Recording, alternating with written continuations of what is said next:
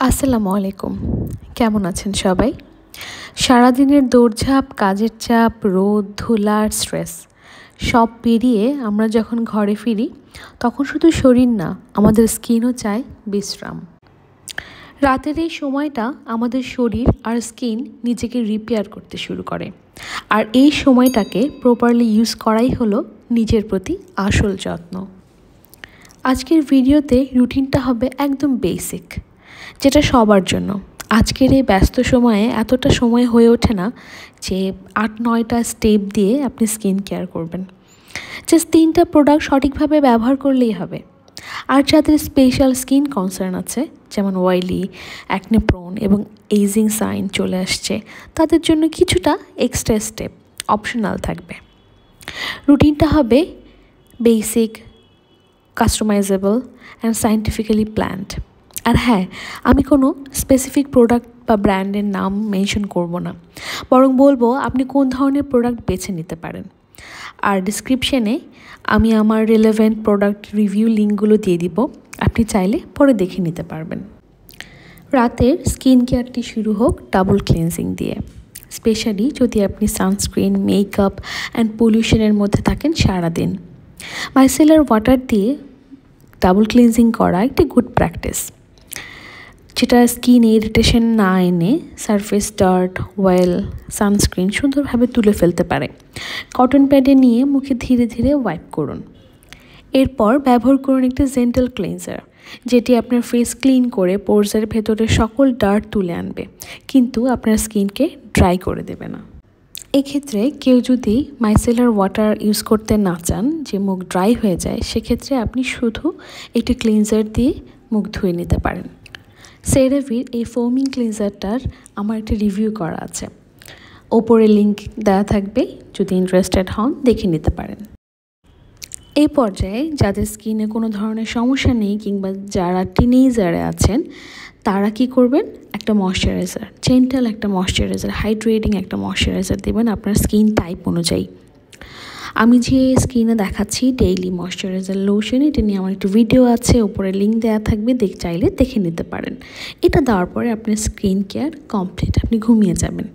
যদি না আপনার স্কিনে অন্য কোনো ডিমান্ড থাকে কিংবা অন্য কোনো সমস্যা থাকে, তাহলে আপনাকে এক্ষেত্রে এসে একটি ট্রিটমেন্ট অ্যাড করতে হবে ময়শ্চারাইজারের আগে, ক্লিনজিংয়ের পর। এই পর্যায়ে এসে এখন আপনার স্কিন কনসার্ন অনুযায়ী একটি ট্রিটমেন্ট চয়েস করতে হবে, কিন্তু সব একসাথে ইউজ করবেন না। অপশন 1, ট্রেটিনোইন।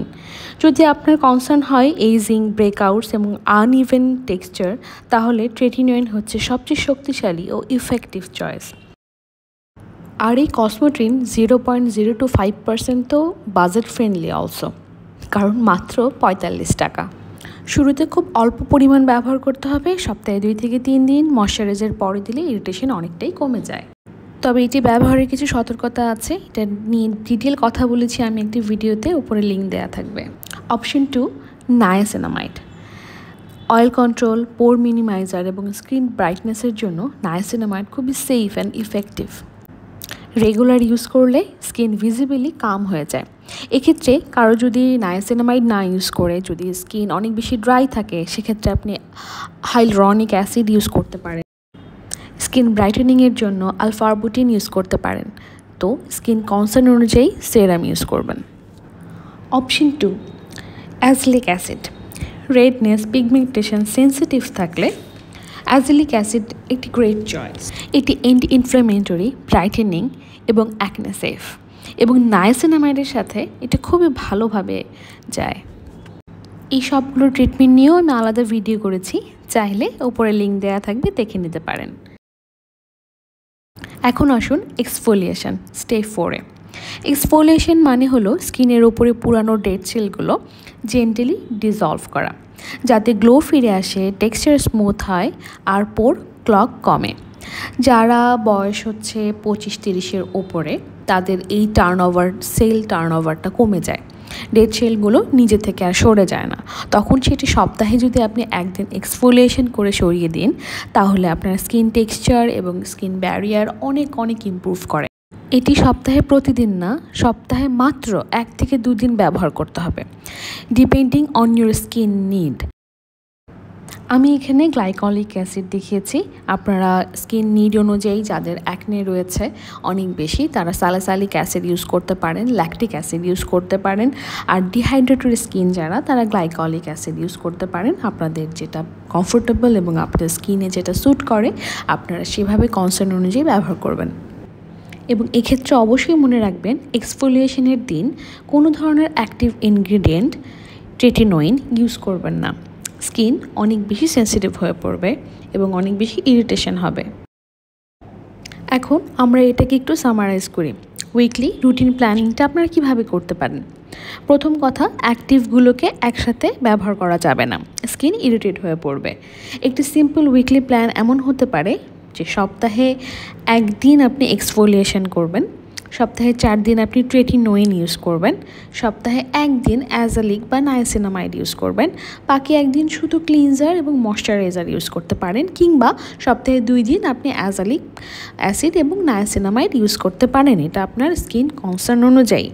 আর যদি আপনার মনে হয় যে না, আপনার অ্যাকনের প্রবলেম নাই বা আপনার নায়াসিনামাইডের প্রয়োজন নেই, সেক্ষেত্রে আপনি ট্রেটিনোইনই ইউজ করতে পারেন সপ্তাহে 5 দিন, আর একদিন আপনি এক্সফোলিয়েশন করে নেবেন। তাহলেই আপনার জন্য পারফেক্ট স্কিন কেয়ার রুটিন হয়ে যাবে। মনে রাখবেন, less is more when it comes to your actives.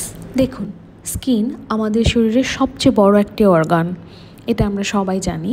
আমাদের ভেতরের অর্গানগুলোকে এই স্কিন দ্বারা আমরা প্রোটেক্ট করি। সো এই প্রোটেক্টিভ লেয়ারটাকে আমাদেরকে একটু যত্ন করতে হবে। আর রাতের সময় হচ্ছে বেস্ট সময়, যখন এই স্কিন এবং শরীরের প্রত্যেকটি অর্গান নিজেদেরকে রিপেয়ার করে। রাতের এই ছোট্ট রুটিনটা শুধু স্কিন কেয়ার না, এটি একটি হ্যাবিটে পরিণত করতে হবে। ঘুমানোর আগে নিজের প্রতি একটু কৃতজ্ঞতা জানিয়ে নিজের একটু যত্ন নিলে নিজের শরীর, মন এবং সব কিছুই অনেক বেশি প্রফুল্ল থাকবে। নিজের স্কিনকে রিবিল্ড করার জন্য আপনাকে একটু হেল্প করতে হবে। আর ওই যে আমি সবসময় বলি, know your self, grow your self. সুতরাং আপনি নিজেকে জেনে, নিজের স্কিনকে জেনে সেই অনুযায়ী আপনি রুটিন সেট করবেন। কতটা সহজভাবে করা যায় এটা আমি আপনাকে বলার চেষ্টা করলাম। ডিসক্রিপশন বক্সে আমি প্রত্যেকটি রিভিউয়ের আলাদা আলাদা লিঙ্ক দেওয়া থাকবে, আপনারা চাইলে সেগুলো একটু দেখে নিতে পারেন। আর আপনার যদি এই ভিডিওটি হেল্পফুল মনে হয়, প্লিজ লাইক করুন আর সাবস্ক্রাইব করুন নারিশ অ্যান্ড গ্রো লাইফে। আর কমেন্ট করে জানান আপনার go to night skin care step কোনটা। আর অবশ্যই যদি কোনো কিছু জানার থাকে আমাকে কমেন্ট করতে ভুলবেন না। ভালো থাকবেন, সুস্থ থাকবেন, নিজের যত্ন নেবেন। Know your self, grow your self. আসসালামু আলাইকুম।